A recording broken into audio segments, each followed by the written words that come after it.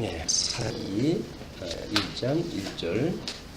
여호수아가 죽은 후에 이스라엘 자손이 여호와께 여쭈어 이르되 우리 가운데 누가 먼저 올라가서 가나안 족속과 싸우리이까? 여호와께서 이르시되 유다가 올라갈지니라. 보라, 내가 이 땅을 그의 손에 넘겨 주었노라 하시니라. 유다가 그의 형제 시므온에게 이르되 내가 제비 뽑아 얻은 땅에 나와 함께 올라가서 가나안 족속과 싸우자. 그리하면 나도 내가 제비 뽑아 얻은 땅에 함께 가리라 하니 이에 시므온이 그와 함께 가니라.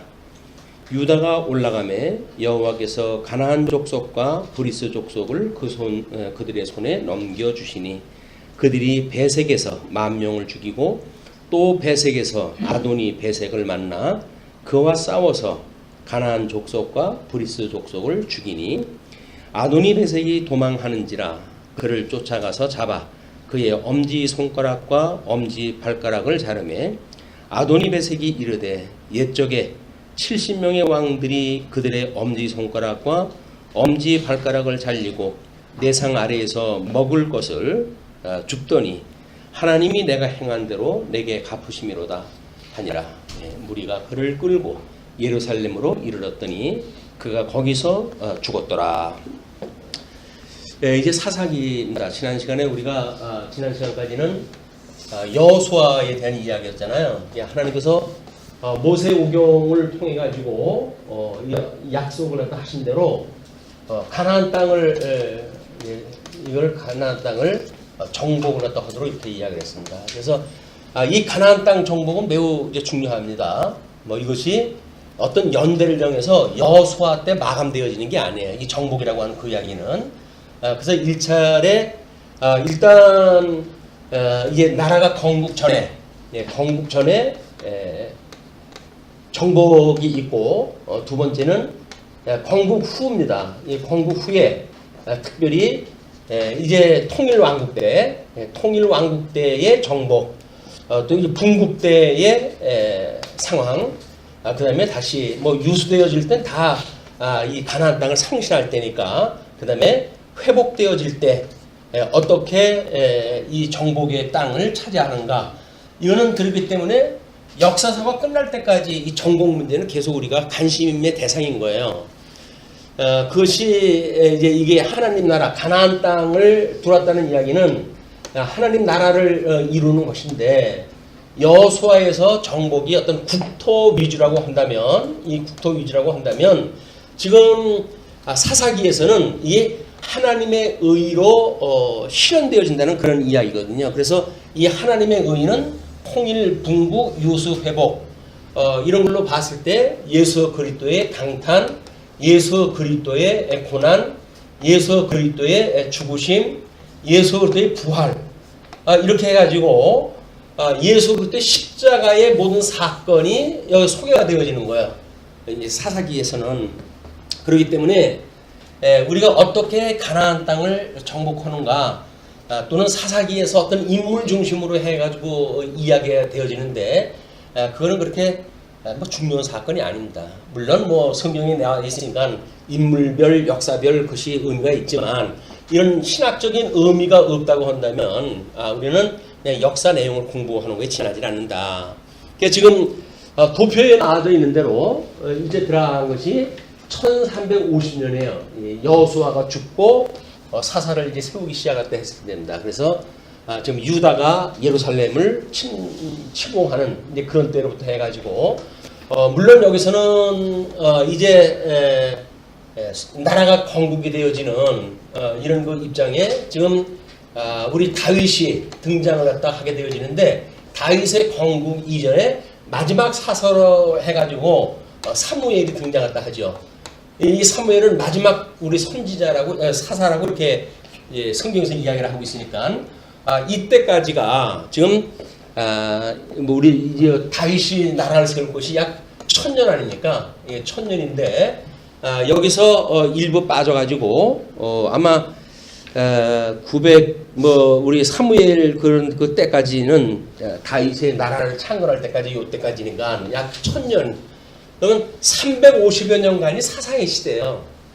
얘는 가나안 땅에 들어와 가지고 나라를 정복하고 그 정복이 제대로 되지 않았을 때 어떻게 하나님께서 그 의를 드러내시는가. 그 사이클이 그래서 이들은 끊임없이 불순종을 하게 되죠. 이 불순종을 딱 하게 되면 하나님께서 이제 이 가나안 족속을 들어가지고 이스라엘 백성들을 이 책망을 갖다 하시면서 공격을 갖다 하게 하시죠. 이때 이제 이 이스라엘 백성들이 하나님 앞에 회개하고 돌아와요. 제발 살려주십시오. 라고 이야기를 하게 되면 하나님께서 사사를 세우시고 그래서 회복에 이르도록 하시는 것이 사사기의 전체적 패턴이에요. 패턴이. 그래서 이제 그거를 그림으로 소개해 드리게 되면 아마 이런 거 사이클이 됩니다. 그래서 이스라엘 백성들이 불순종을 하게 되면 이민족을 통해서 침략을 하게 하시고 그래서 회개와 구원을 요청하다 하면 사사를 세우셔서 구원과 해방을 갖다 하시고 그러면 평화와 번영이 이루게 되어지는데 이 사사 10여 명이 넘는 사사가 이 사이클을 계속 반복해. 이게 우리 인생사입니다. 인생사가 왜 하나님께서 가나안 땅을 정복하게 했을 때 이거를 가나안 그 칠족속을 다 멸하지 아니하고 남겨두셨는가에 대한 문제를 우리는 이 하나님의 의라고 하는 맥락에서 이제 어떻게 이야기를 했냐면 우리 죽었던 영이 살아나가지고 중생되어졌다고 이렇게 이야기를 했잖아요. 근데 우리들의 이 육신이라고 하는 이 육체는 끊임없이 사망 권세 아래 있는 거란 말이에요. 이걸 우리가 중생인이라고 이렇게 이야기를 했어요. 중생인. 그래서 가나안 땅이 예표를 보여주는 것이 이 모습입니다. 그래서 예수를 믿고 우리가 세례를 받고 구원을 받고 하나님의 아들이 되었음에도 불구하고 이 육체의 소욕은 끊임없이 성령의 소욕을 거스리는 이런 그 조건으로 주시거든요. 왜냐하면 왜 하나님께서 우리를 의롭게 하셨을 때 이걸 의롭다고 칭찬했다 하시고 양자를 갖다 삼으신 상태인데 아직도 육체 속에 들어가서 이 가운데 성화에 이르러서 우리가 견인에 이르는 이런 서정을 하는 게 준비했다 하셨을까의 이야기예요. 신학적으로 구원사적인 맥락으로 봤을 때. 그러니까는 우리 하나님께서 우리 성화의 원리는 구약성경의 이런 원리에 따라 가지고 이민족을 남겨 두신 거예요. 일부러 뭐 이유는 여러 가지가 있잖아요. 이제 그들을 한꺼번에 멸하게 되면 이 이스라엘 백성들이 그 나라를 다 다스리고 그다음에 뭐 경작하고 이럴 수가 없기 때문에 부분적으로 남겨 주셨다고도 이야기다 하는데 한마디로 이들을 남겨둬 가지고 가시 역할을 했다고 합니다. 가시 역할. 불순종을 하게 하시고 그래가지고 거기에 하나님 앞에 두 손 들고 항복하게 하는 이런 사건을 다 통해 가지고 하나님께서 내가 너를 구원했다 한다. 그래서 너는 불순종을 하고 나한테 돌아왔을 때 내가 너를 회개케 해서 그 다음에 너를 구원에 이르게 하는 나의 은혜로 이 섭리가 이루어지는 거야 라고 하는 걸 끊임없이 깨닫게 하시는 일이거든요. 그러니까 여기서 아니 사람들이 어떻게 10번이나 넘게 똑같은 실수를 했다 하냐라고 남의 이야기 하듯 볼 것이 아니라 성경에서 이렇게 계시되어진 것은 오늘을 살아가고 있는 우리들의 구원의 역사를 보여주는 사건이기 때문에 왜 우리는 한 번 구원을 받았는데 우리는 이 악에 대한 거는 모양이라도 버리라고 이렇게 이야기를 했잖아요. 근데 이제 우리가 그 모양을 버리지 못하는 사건이 이제 그런 그 이야기예요.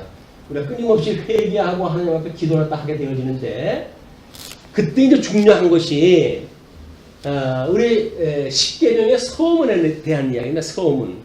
서문의 내용이 왜 계명을 주셨을 때 그 서문의 내용이 중요한가라고 하는 그 이야기는 이 모세오경에서 하나님께서 이제 이 율법을 주셨을 때에 이걸 제일 앞주판으로 해가지고 십계명을 주셨는데 이 십계명의 이 서문이 결국은 내가 너희들 열조와의 언약을 기억을 하고 애굽의 종로로 타고 있던 너희를 불러낸 여호와야 이거를 기억나게 하시기 위해서 이 모든 법을 주신 거예요. 이것이 하나님의 의에 대한 법이란 말이에요. 이게. 그러니까는 이스라엘 백성들은 이렇게 나라를 뭐 이렇게 나중에 다시 회복되어질 때까지 에스라, 느헤미야, 에스더서에 이르기까지 끊임없이 이게 반복되어집니다. 이게 반복되어지는 이유는 하나님께서 너희를 불러낸 내가 여호와야, 이걸 기억하게 하시는 일이거든요.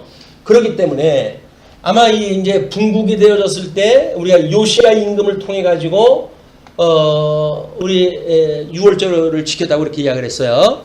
그 다음에 이들이 유수에서 회복이 되어질 때에도 느헤미야를 통해 가지고 유월절을 또 지켜요. 유월절을. 그 이야기는 뭡니까?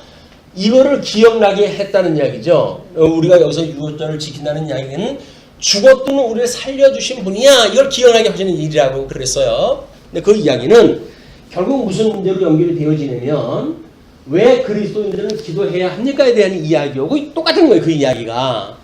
그래서 우리 하이델베르크 교리문답 116번에 보게 되면 왜 그리스도인들은 기도를 해야 합니까? 라고 하는 내용 중에 기도는 하나님께 드리는 우리의 가장 큰 감사이기 때문입니다. 그렇게 이야기를 해요. 이 감사가 뭐예요? 죽었던 우리를 살리셨다라고 하는 것까지, 이것이 하나님 앞에 우리들한테 이렇게 의롭게 삼아주시고 의롭다 하시고 하나님의 아들을 삼아주셨습니다. 이게 전부 감사의 조건이라는 거예요. 이게 우리들한테 제일 큰 감사는 이거예요. 우리들한테 뭐 세상 살아가면서 다른 사람 앞에 지금 꼴보기 좋게 이렇게 하는 것이 우리의 감사의 조건이 아니라 하나님의 아들로 삼아주셨다고 하는 것이 우리의 감사란 말이에요. 그러니까 우리는 굶어 죽는 한이 있어도 우리는 감사의 조건이 있는 거예요. 다른 사람들 천대를 받는 한이 있어도 우리는 감사의 조건이 있는 거예요. 감사를 우리가 잃어버릴 수 있는 요건이 아무것도 없어요. 왜? 이 땅의 꼴로 인해 가지고 우리가 하나님 앞에 불만이라든지 이런 게 있을 줄 몰라도 이미 거듭나고 중생한 우리 성도라고 한다면 하나님의 마땅한 아들로서 우리를 아들로 삼아주신 그 하나님 앞에 감사할 것 이외에는 없어요. 이게 기본이에요. 성도가 되어졌다고 하는 성도들한테는 감사가 기본인 거예요. 그래서 왜 기도해야 됩니까?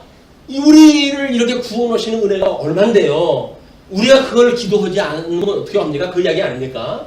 그리고 다음에 이어지는 것이 뭡니까? 거기에서 또한 하나님께서는 은혜와 성령을 계속해서 간절히 구하며, 은혜와 성령을 구한다는 이야기는 뭐죠?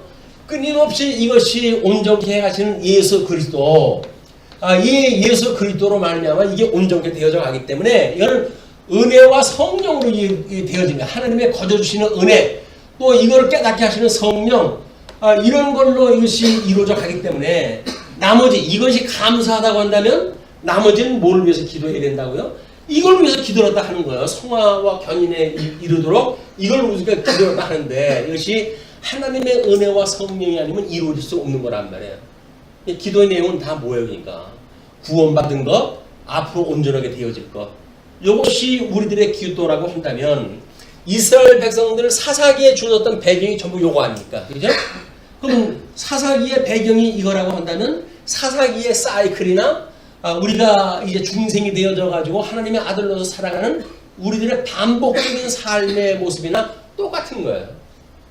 우리가 기도를 갖다 할 원리도 여기에 있고, 이 기도는 물론 여기서 유수되어졌을 때 너희들이 마음을 다하고 뜻을 다하여 돌아온다고 한다면 내가 너희 하나님이 될 것이야 라고 회복을 약속했다 하셨는데, 이 내용이 바로 요 기도의 내용이란 말이에요.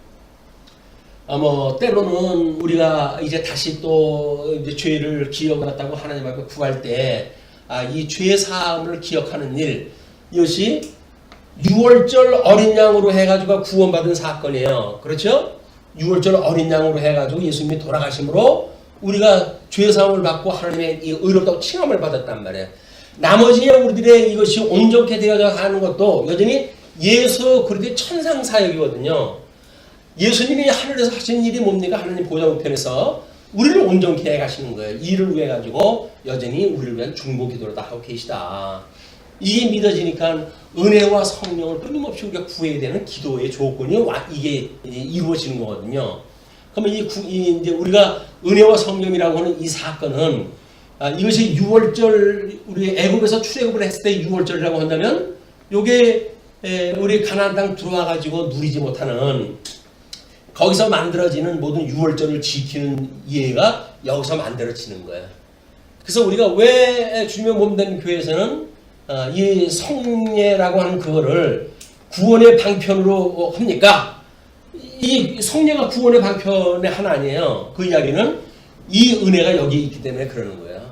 이거에 의해서 우리가 온전케 되어져 가기 때문에 끊임없이 성례, 특별히 여기서 우리가 이제 세례를 받고 성찬을 갖다 하게 되어지는데, 이 성찬은 예수 그리스도의 피와 살을 먹는 일 아닙니까? 이게 6월절 어린 양을 기억하는 일이 끊임없이 반복되어지는 거예요. 우리가 왜 성례가 우리한테 중요합니까? 그래가지고 그거는 그냥 무식한 사람들이 하는 겁니다. 성경이 온전히 이루어지기 전에 이렇게 하는 겁니다. 라고 해가지고 이런 무시하던 시절이 있었어요. 근데 그거는 성경의 원리를 모르기 때문에 그러는 거예요. 모든 성경의 내용을 기능적으로 해석을 했을 때 우리는 마치 자기네들이 알고 있는 지식이 아주 우월해서 우리 믿음의 선배들이 우리 교회의 어떤 그런 표징이라든가 또는 구원의 우리들의 은혜라든가 하는 것에 필시 들어가는 성령의 사건을 약화시키는 거예요. 이걸 약화시킨다는 이야기는 이스라엘 백성들이 출애굽을 했다 해야 되는 나라를 다 땅을 빼앗겨가지고 포로가 되어졌음에도 불구하고 여전히 유월절을 지키는 의미를 모르는 이런 거나 똑같은 것이다. 우리가 우리 이제 이 성례를 하나님의 은혜를 구하는 일이고 성령을 구하는 일입니다라고 해서 은혜의 방편이라고 말했던 믿음의 선배들의 이야기는 너무 정확한 거예요. 이걸 없이 여길 게 안 되니까요. 그래야 우리가 이어서 육체가 온전케 해가시는 예수님을 바라보고 사는 건데, 이 십자가의 도를 바라보고 이걸 무슨 별게 아닌 것처럼 이야기해가지고 결국은 교회에서 이렇게 중요시 되어지는 그 예식을 그냥 형식적인 행사로 전락을 시켜버리고 마는 거예요. 교회 성질이 뭐라 그랬어요? 우리 교회 성질이 거룩성이라고 그래요. 거룩성. 이 거룩성이라고 하는 그 이야기는 성화라고 하는 그런 의미가 있기 때문에 거룩성이라는 성질이 있는 거거든요. 교회는 거룩한 거예요. 이걸 어떤 경제 원리로 해가지고 풀어나간다든지 또는 어떤 세속적인 논리로 풀어간다는 이야기는 합당치가 않습니다. 과연 우리가 이 복음을 깨닫고 전도를 갖다 할 때 어떤 식으로 전도를 갖다 할 것인가? 우리 속회를 통해 가지고 전도회를 구성할 때 해놨잖아요. 그럼 거기서 주 사업이 전도 사업인데 전도 사업은 별로 없잖아요. 그죠? 전도 사업이 없어요. 예. 한 달에 3만 원 내는 이제 그걸 가지고 그래도 들어와가지고 볼 수 있어가지고 혹시 길목에 중매 역할을 또 할 수 있을까 싶어가지고 했더니 보는 사람도 없습니다. 우리 일축을 갖다 하잖아요. 그게 뭡니까? 전도를 우리는 의도하지도 않았고 그런 계획도 없고 그렇기 때문에 그런 게 필요 없는 거죠, 전부. 근데 만약에 그것이 필요하다고 보는 사람은 왜 필요가 없겠어요, 그게? 하나님께서 그렇게 해가지고 우리 진리를 지키고 보수하는 일에 이리저리 왔다 갔다 하는 사람들이 한번 찍어가지고 볼 수 있고 그런 거겠죠. 근데 그게 3만 원 그 효과가 있을까? 라고 하는 이것이 어떤 경제적인 그런 원리로 해서 작동이 되어진다고 한다면 조금 좀 그러네요. 우리가 모르겠어요. 3만 원치만큼 전도지를 만들어가지고 뿌리실 계획이 따로 있어서 그런지는 몰라도 근데 그것도 아니라고 한다면 모르실 건데요.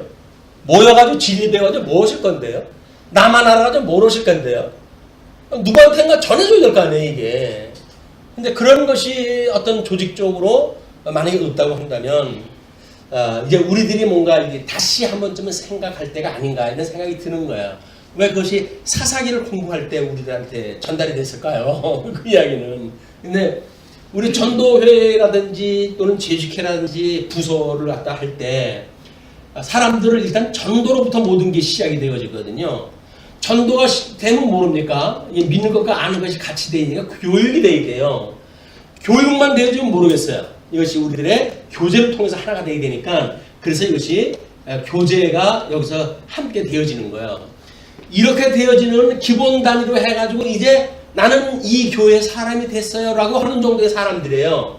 그러면 이제는 사랑에 수고났다 해야지 라고 했을 때 우리가 봉사 또는 뭐 여기서 총무 관리도 이거 다 포함되어지겠죠. 총무 관리 이런 게 다 포함되어지겠죠. 그 다음에 이제 여기서 뭐 이걸 총체적으로 해가는 문화부에 대한 것이 만들어진다든지 이게 다 묶여지는 거예요, 이렇게.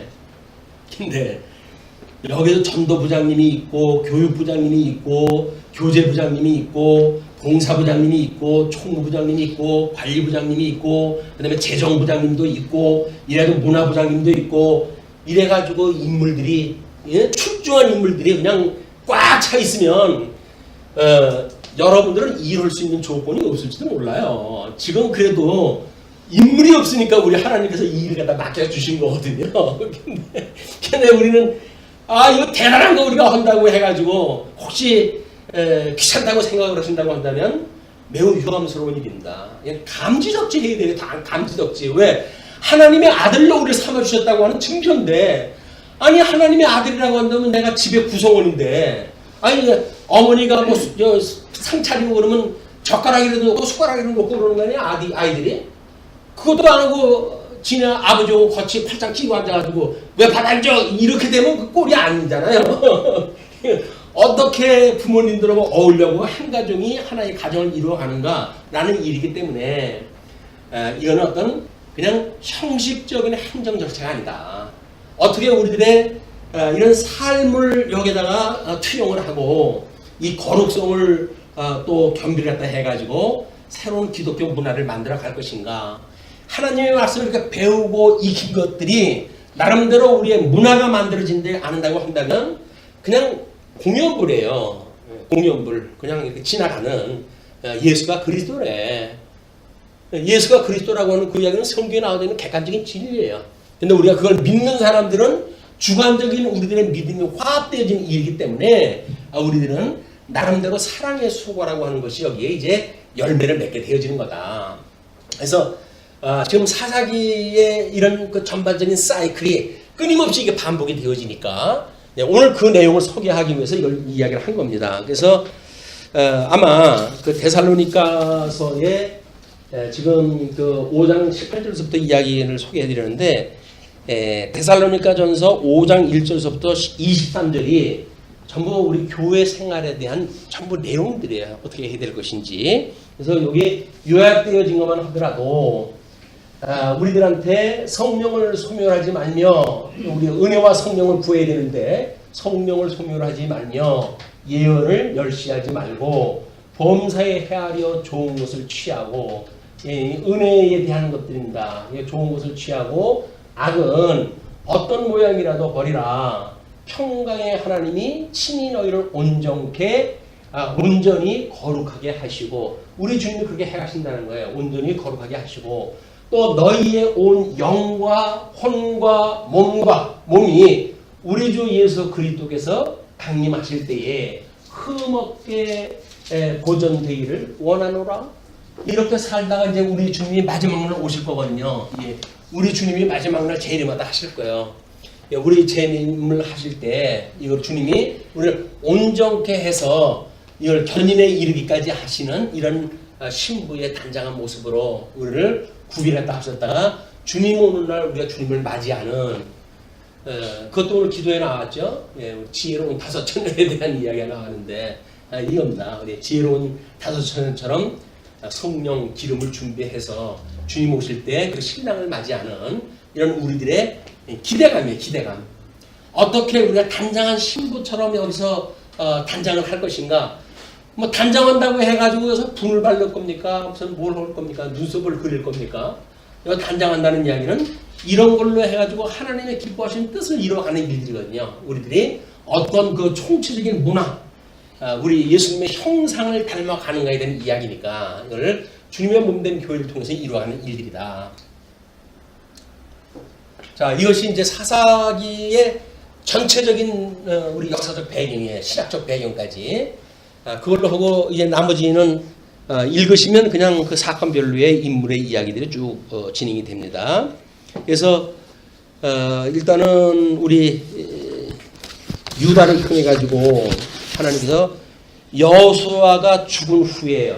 여호수아는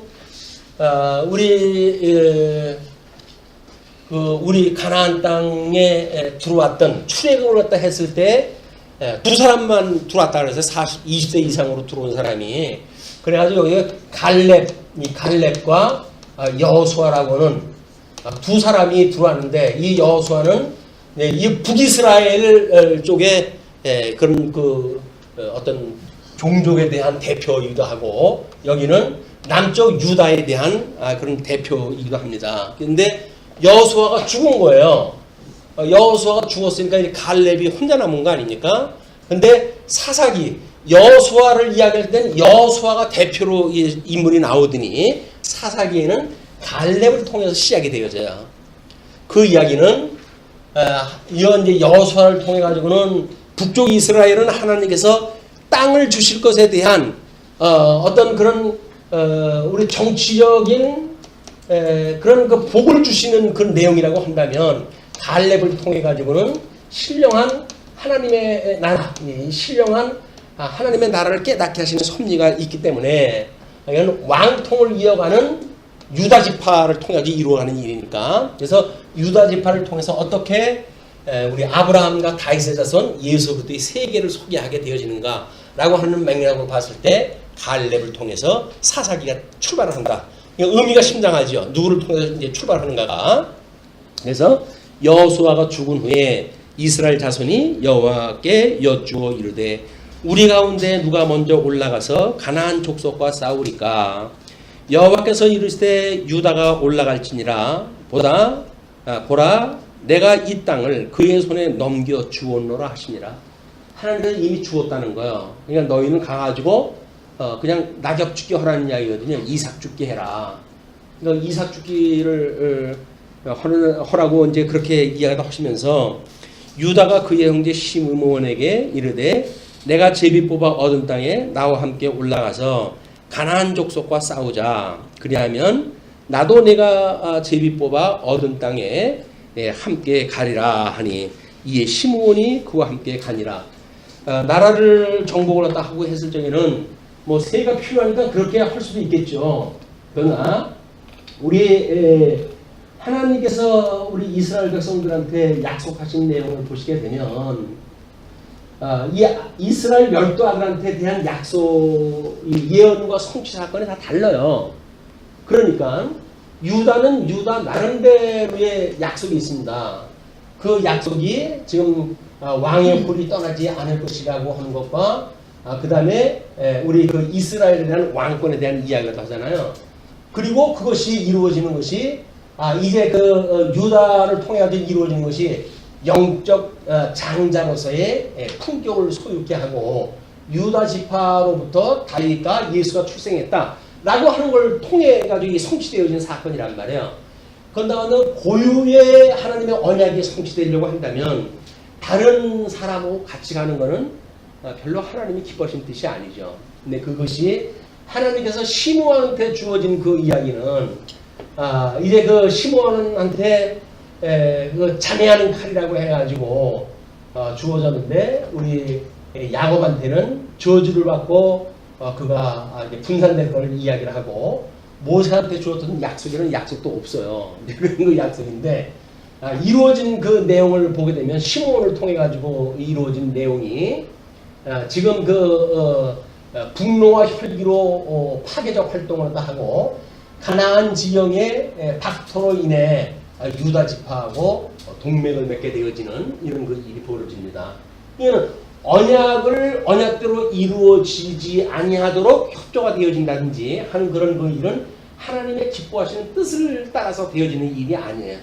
인간적으로 봤을 적에는 힘을 합쳐가지고 하나님의 그 가나안 땅을 찾으려면 좋지 라고 하는 어떤 우리가 이 실적 위주로서의 이야기를 볼 수가 있죠. 그러나 실적 위주로 볼 것이 아니라 시므온한테는 영적인 어떤 그런 그 이야기보다는 육적인 걸로 해가지고 잔해하고 그 다음에 흩어지고 이런 걸 주어줬고 유다한테는 나름대로 이런 신령한 걸 약속을 했기 때문에 그 둘이 합쳐질 내용이 아닙니다. 그럼에도 불구하고 유다와 시므온이 지금 같이 침략을 했지만 끝내 이루어지는 것은 우리 야곱을 통해서 언약했던 내용이나 또는 모세를 통해서 언약했던 것이나 그것이 이루어지지 두 사람이 힘합했다고 그 힘합했던 두 사람한테 그게 다 영향이 미치는 건 아니다.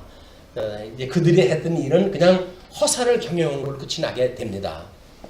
자, 이제 그 유다가 올라가매 여호와께서 가나안 족속과 브리스 족속을 그들의 손에 넘겨주시니 그들이 베색에서 10,000명을 죽이고 또 베색에서 아도니 베색을 만나 그와 싸워서 가나안 족속과 브리 족속을 죽이니 아도니 베색이 도망하는지라. 그래서 10,000명을 한꺼번에 죽여요.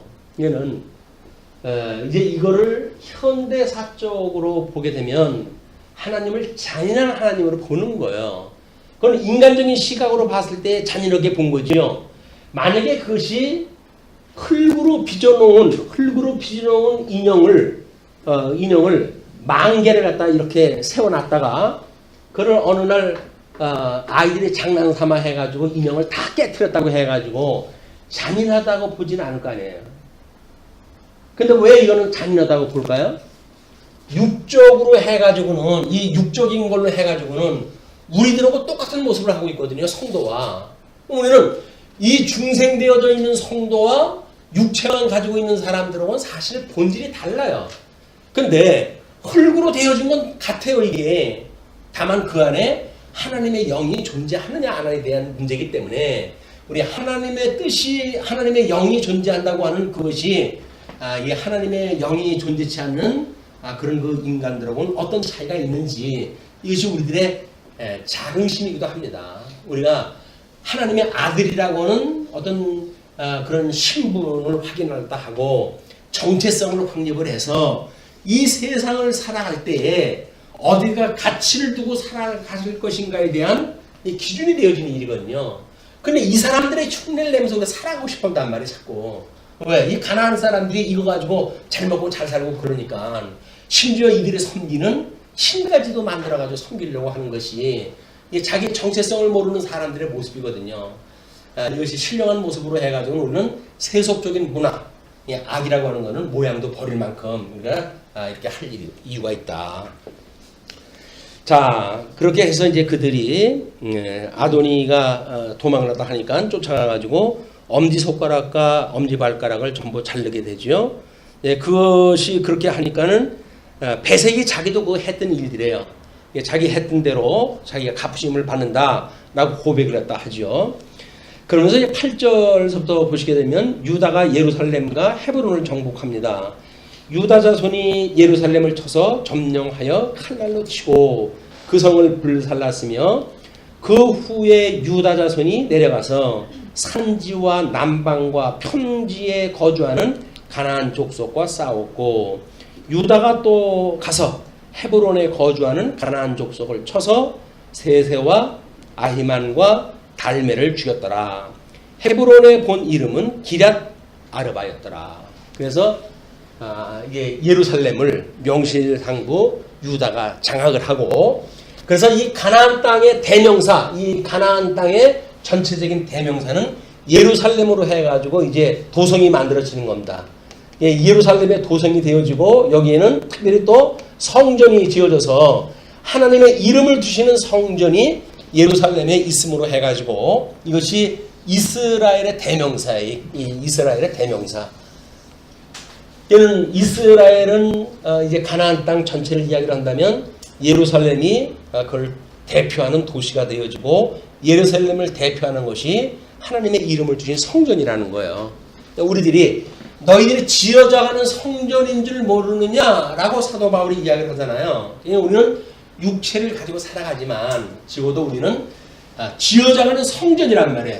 이 하나님의 아들로 성화되어져 간다는 이야기는 성전이 되어지는 거다. 그래서 우리가 국회의원들을 독립적인 그 개인을 국회의원으로 이야기하듯이 사법부의 그 사람들을 한 명 한 명을 사법부로 보듯이 성도들도 한 분 한 분을 성전으로 봐요. 우리 주님이. 우리는 대단한 사람들입니다. 사실 우리들의 실체를 알게 되면 우리는 대단한 사람들이에요. 세상 사람들하고 섞여 할 수가 없을 뿐만 아니라 우리들이 추구하고 있는 그런 그 가치라고 하는 그 이야기는 세상 사람들이 흉내낼 수 없는 곳에 있어요. 그 거룩한 것에 있고 그리고 하나님의 의에 있는 것이다. 그래서 의와 거룩이라고 하는 그것이 성도들한테 얼마나 중요한지 깨닫게 되어지는 것이 예수 그리스도의 형상을 닮아가는 일입니다. 형상. 자, 그렇게 하고 11절로부터 15절까지 갈립의 동생 온니엘의 승리와 결혼이 소개가 되어집니다. 거기서 나아가서 드빌의 주민들을 쳤으니 드빌의 본 이름은 기랏 세벨이라 갈렙이 말하기를 기랏 세벨을 쳐서 그것을 점령하는 자에게는 내 딸 악사를 그 아내로 주리라 하였더니 갈렙의 아우 그나스의 아들인 온니엘이 그것을 점령하였으므로 갈렙이 그의 딸 악사를 그에게 아내로 주었더라. 그래서 최초의 이제 우리 유다 지파의 온니엘이 첫 번째 사사로 소개가 되어지는 거야. 이 유다 지파의 온니엘이 지금 이 구살리 사단임에게서 승리를 거둔 사건으로 해가지고 첫 번째 승리를 안겨주는데 그 내용입니다. 그래서 갈렙의 아우 그나스의 아들인 온니엘이 그것을 점령하였으므로 갈렙이 그의 딸 악사를 그에게 아내로 주었더라. 악사가 출가할 때에 그에게 청하여 자기 아버지에게 밭을 구하고자 하고 나귀에서 내림에 갈렙이 묻되 내가 무엇을 원하느냐 하니 이르되 내게 복을 주소서. 복을 달라고 이야기를 하면서 아버지께서 나를 남방으로 보내시니 샘물도 내게 주소서 하매 갈렙이 윗샘과 아랫샘을 그에게 주었더라. 그러면은 복을 달라고 하는 그 복의 내용은 하나님께서 지금 이 복과 나라를 약속했던 것이 지금 여수아와 사사기를 통해서 이루어지는 거 아닙니까? 그러면 하나님의 의라고 하는 그 이야기는 이제 복에 대한 이야기예요. 그렇죠? 이 복을 주십시오 그랬더니 우리 여수아를 통해서 땅을 차지하는 것이 하나님께서 주시는 나라를 성취하시는 사건 아닙니까? 그는 지금 자기 딸이 자기한테 시집을 갖다 보내니까 땅을 남방 땅을 갖다 주시는 거예요. 복을 달라고 하는데 이 복이 바로 샘물입니다. 물론 이스라엘의 농경 사회에서 또는 사막에서 이런 샘물이라고 하는 건 생수를 이야기를 하죠. 그 생수는 예수 그리스도를 예표하는 일이기 때문에 이것이 복의 근원이신 예수 그리스도를 추구하는 또는 소원을 갖고 있는 그런 그 모습이기도 합니다. 다음에 16절에서부터 21절 보시게 되면 유다, 시므온, 베냐민 지파의 전투가 소개가 됩니다. 모세의 장인은 갠 사람이라 그의 자손이 유다 자손과 함께 종려나무 성읍에서 올라가서 아랏 남방의 유다 황무지에 이르러 그 백성 중에 거주하니라. 유다가 그의 형제 시므온과 함께 가서 스밧에 거주하는 가나안 족속을 쳐서 그곳을 진멸하였으므로 그 성읍의 이름을 호르마라 하니라. 이게 이제 품앗이가 되어진 거예요. 시므온은 예루살렘 침공할 때 도움이 되어졌고 유다는 다시 그들의 땅을 진멸할 때 함께 동창이 되어진 겁니다. 그래서 유다가 또 가사 및 그 지역과 아스골론 및 그 지역과 에그론 및 그 지역을 점령하였고 여호와께서 유다와 함께 계셨으므로 그가 산지 주민을 쫓아냈으나 여호와께서 유다와 함께 했을 때 이거를 쫓아냈다. 그런 그 이야기랑 똑같은 거예요. 그러니까 성령이 우리와 함께 있을 때만 우리가 이걸 쫓아낼 수가 있어요. 그러니까 복음서에서 귀신 들린 자 우리 그 아들을 쫓아내지 못하는 제자들이 땀을 뻘뻘 흘리고 그러잖아요. 그럴 때 왜 당신네 제자들은 귀신을 못 쫓아냅니까? 그랬더니 예수님이 뭐라 그래요? 이게 기도 외에는 이런 게 쫓아낼 수가 없다 그러잖아요. 기도가 뭡니까? 지금 여기서 이 은혜와 성령을 구했던 일이 아닙니까? 성령의 역사가 아니면 귀신을 내쫓을 수가 없는 거예요. 우리가 쉬지 않고 기도할 이유가 여기에 있다. 육체의 소욕을 우리가 거스리고 성령의 소욕을 따라서 살 수 있는 방법, 그것이 뭡니까? 기도 외에는 없어요. 우리가 쉬지 말고 기도하라는 거예요. 항시 우리가 우리에게 죄진 자를 사하는 것처럼 우리 죄를 사하시고 우리를 시험에 들리게 하지 마시고 우리를 악에서 구하소서. 예, 성도들의 이 성화되어져 가는 모든 삶에서 우리가 필요한 기도 내용입니다. 그게 우리가 어떻게 신령한 기도를 할 것인가, 뭐 이것은 끊임없이 우리가 이 은혜와 성령을 구하는 일에 방해받는 요소들이 얼마나 많습니까? 이거는 사죄해 주실 것을 구하고, 그리고 시험에 들게 하지 마실 것을 구하고, 그리고 이 악에서 구할 걸 기도하는 일이다. 자, 그러면서 이제 유다가 또 가사 및 그 지역과 아스골론 및 그 지역과 에그론 및 그 지역을 점령하였고, 여호와께서 유다와 함께 계셨으므로 그가 산지 주민을 쫓아내었으나 골짜기의 주민들은 철병거를 있으므로 그들을 쫓아내지 못하였으며, 철병거, 최신 무기에 최신 무기로 무장이 되어져 있어요. 그게 사스가 되는지 뭔지 모르겠지만 최신 무기인데, 그렇게 하니까 그들이 모세가 명령한 대로 헤브론을 갈렙에게 주었더니 그가 거기서 아낙의 그 세 아들을 쫓아내었고, 베냐민 자손은 예루살렘에 거주하는 여부스 족속을 쫓아내지 못하였으므로 여부스 족속이 베냐민 자손과 함께 오늘까지 예루살렘에 거주하니라. 쫓아내지 않으면 같이 살 수밖에 없어요. 그 같이 산다는 이야기는 사실은 이제 우리 출애굽기, 레위기 그런 그 하나님의 법을 보게 되면 서로 교접을 못하게 만들잖아요. 우리 시줄과 날줄에 다른 그 실을 갖다 섞지 못하도록 한다든지, 이럴 때 전부 이런 걸 예표하는 겁니다. 그래서 우리 육체와 성령이 같은 그런 어떤 교접을 갖다 못하게 한다. 그래서 성령의 소욕은 육체의 소욕을 거스리고 육체의 소욕은 성령의 소욕을 거스리게끔 돼 있지, 두 개 양다리 거치고 살아갈 수 있는 게 아니다. 예, 그리고 이제 22절부터 보시게 되면 완전 정복에 실패한 지파와 성읍들이 소개가 되어져요. 요셉 가문도 베델을 치러 올라가니 여호와께서 그와 함께 하시니라. 요셉 가문이 베델을 정탐하게 하였는데 그 성읍의 본 이름은 루스라. 정탐꾼들이 그 성읍에서 한 사람이 나오는 것을 보고 그에게 이르되 청하노니 이 성읍의 입구를 우리에게 보이라. 그리하면 우리가 내게 선대하리라 하매, 이게 이제 하나님께서 적재적소에 하나님의 돕는 사람들을 심어놓으시는 그 방법이에요. 여리고성을 공격할 적에도 하나님께 기생 라합을 준비했다 해놓으셨듯이, 마찬가지로 여기서도 이제 그 성의 입구를 우리에게 보이라라고는 안내하라 그 얘기죠. 그러면 우리가 내게 선대하겠다라고 하니까 그 사람이 성읍의 입구를 가리킨지라. 그들이 칼날로 그 성읍을 쳤으되 오직 그 사람과 그의 가족을 놓아 보내매. 이거는 우리 사도행전에서 끊임없이 나오는 그 이야기예요. 어찌하여 우리가 구원을 얻으리까? 라고 했을 때 뭐라 합니까? 주 예수를 믿어라. 그러면 너와 내 집이 구원을 얻으리라고 이야기를 하지 않습니까? 이런 사망 권세가 장악하고 있는 땅에서 우리 믿는 그 백성들을 영접하는 사람은 구원에 이르게 되어지는, 그걸 지금 보여주는 그림입니다. 자, 이제 그렇게 해서 이제 그 사람이 햇사람들의 땅에 가서 성읍을 건축하고 그것의 이름을 루스라 하였더니 오늘까지 그곳의 이름이 되니라. 27절 므낫세가 베스안과 그의 딸린 마을들의 주민과 다낙과 그의 딸린 마을들의 주민과 돌과 그의 딸린 마을들의 주민과 이블르함과 그의 딸린 마을의 주민과 무기또와 그의 딸린 마을들의 주민들을 쫓아내지 못하며 가나안 족속이 결심하고 그 땅에 거주하였더니 이스라엘이 강성한 후에야 가나안 족속에게 노역을 시켰고 다 쫓아내지 아니하였더라. 이제 그 힘이 세졌을 땐 차지는 했지만은 쫓아내지라고 노역을 시키게 되어집니다.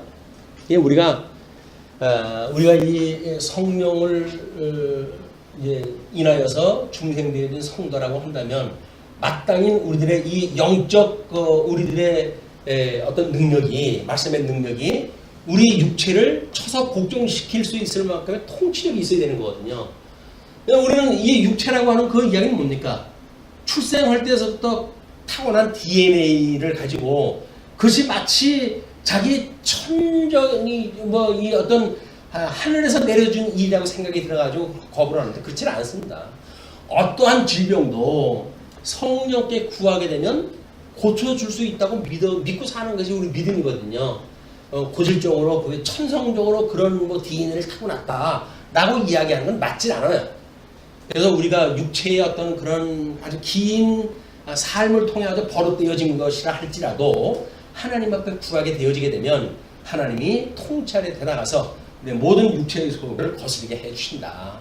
아유, 난 태어날 때부터 성격이 그래요. 그것이 자랑 아닙니다. 그 자랑, 이 성격도 주님께서 성령의 능력을 주시게 되면 우리의 모든 성격이 하나님이 싫어하시는 성격이라고 한다면 그게 바뀌어질 수가 있는 거예요. 성격뿐만이 아니라 성질도 바뀌게 되어지는 거예요. 우리들의 어떤 육체가 가지고 있는 성질의 이야기도 다 바뀌어질 수가 있다. 자, 그래서 에브라임이 게셀에 거주하는 가나안 족속을 쫓아내지 못하며 가나안 족속이 게셀에서 그들 중에 거주하였더라. 다음 스불론은 기드론 주민과 나할론 주민을 쫓아내지 못하였으므로 가나안 족속이 그들 중에 거주하면서 노역을 하였더라. 전부 그런 그 이야기가 소개가 되어져요. 그러면서 아셀이 악고 주민과 시돈 주민과 알랍과 악심과 헬바와 아빅과 르홉 주민을 쫓아내지 못하고 아셀 족속이 그 땅의 주민 가나안 족속 가운데 거주하였으니 이는 그들을 쫓아내지 못하였음이었더라. 33절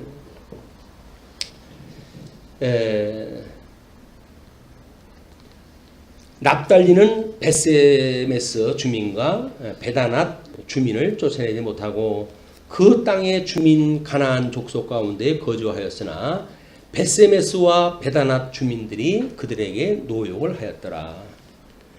아모리 족속이 단 자손을 산지로 몰아넣고 골짜기에 내려오기를 용납하지 아니하였으며 결심하고 헤레스 산과 아얄론과 사알빔에 거주하였더니 요셉의 가문의 힘이 강성하며 아모리 족속이 마침내는 노역을 하였으며 아모리 족속의 경계는 아그라빔 비탈의 바위부터 위쪽이었더라. 쫓아내지 못한 지역들은 나중에 어떻게 되어지는 거예요?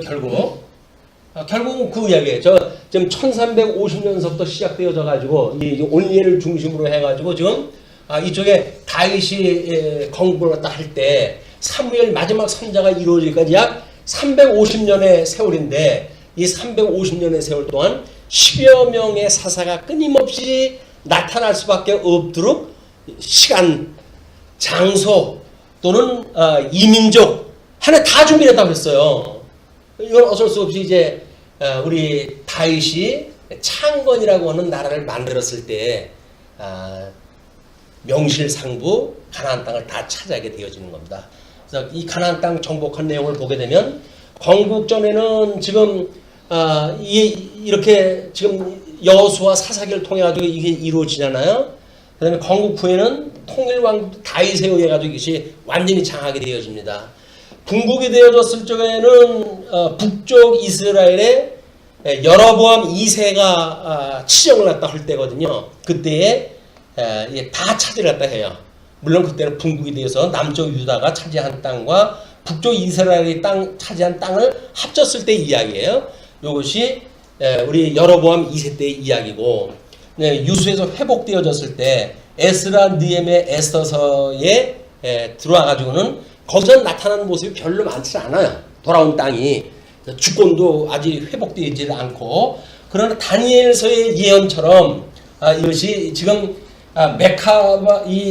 메카비 왕조 때 이르러 가지고 이들이 차지한 땅덩어리를 보게 되면 다윗이 차지했던 땅덩어리만 돼요, 이게. 그래서 우리가 이제 성경 지도를 보시게 되면 이 건국 후에 다윗이 차지했던 땅, 통일 왕국의 땅이 나오고, 여로보암 2세 때의 그 땅이 나오고, 그 다음에 돌아와가지고는 마카비 왕자 때의 땅덩어리가 소개가 되어집니다. 그래서 어떻게 통일 왕국을 이루었는가, 그리고 헤롯 임금 때 다시 등장이 되어져가지고 땅덩어리를 다 차지해요. 우리 자유를 갖게 되어지고, 이것이 이스라엘의 그 국토의 변화사입니다. 어떻게 변화가 되어지는가. 이것을 통해 가지고 우리는 하나님의 약속했던 이런 그 일들을 아마 우리들의 성장기 또는 이런 걸 볼 수가 있겠죠. 장년기에 들어가서 그때 신앙생활을 어떻게 했고 이런 것들을 반추하는 어떤 때를 우리가 구분한다고 할 수 있지 않을까 이런 생각도 듭니다. 그래서 묵상을 하실 때 내가 어렸을 때는 어떻게 했지 이런 걸 묵상을 하게 되면 자연스럽게 오늘을 살아가는 나를 볼 수가 있고 나를 보게 됐을 적에는 미래를 우리가 바라보면서 하나님 앞에 기도할 내용이 만들어지지 않을까 기대를 합니다. 그래서 이런 그 사사기를 공부하는 동안 우리들이 나름대로 신앙생활의 사이클하고 하나님이 만들어간 사이클하고 해서 어떻게 우리가 실천 신학적 입장으로 이제 사사기를 또 이해할 것인가 이해하는 기회가 됐으면 좋겠습니다. 예, 오늘은 여기까지 하죠. 말씀 줄이겠습니다.